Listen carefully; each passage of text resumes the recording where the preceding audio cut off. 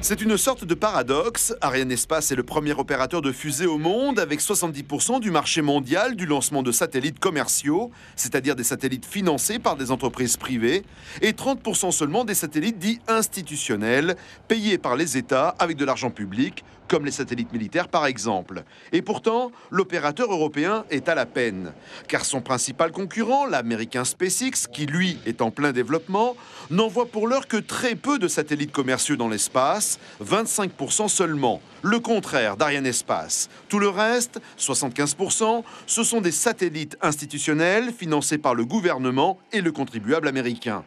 Dès lors, Arianespace évoque une concurrence déloyale et ne cache plus ses craintes quant à son avenir et par conséquent pour l'avenir du centre spatial guyanais. Un lanceur américain, quand ça vend à son client américain, ça vend, c'est un ordre de grandeur que je vous donne, 100, et quand ça vient sur le marché commercial, ça divise par deux les prix. Eh bien voilà le contexte dans lequel nous devons agir.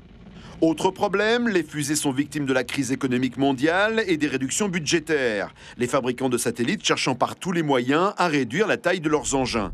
Or, Arianespace est le champion du monde incontestable des lanceurs de gros satellites, géostationnaires par exemple, avec 50% du marché en 2018 grâce à Ariane 5.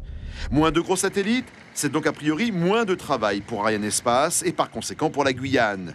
En 2019, par exemple, Arianespace prévoit de lancer seulement 5 gros bolides dans l'espace contre 22 en 2016, soit moins 70% en seulement 3 ans.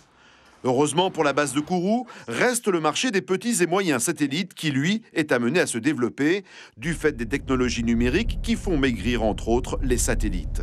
Mais sur ce segment, la concurrence est beaucoup plus forte et féroce, américaine, russe et depuis peu chinoise et indienne. Résultat, pour rester pleinement compétitive et leader sur le marché mondial, Arianespace réduit ses coûts et impose des efforts au personnel en Hexagone, comme en Guyane. Suivez l'info sur Guyana Première, télé, radio et internet.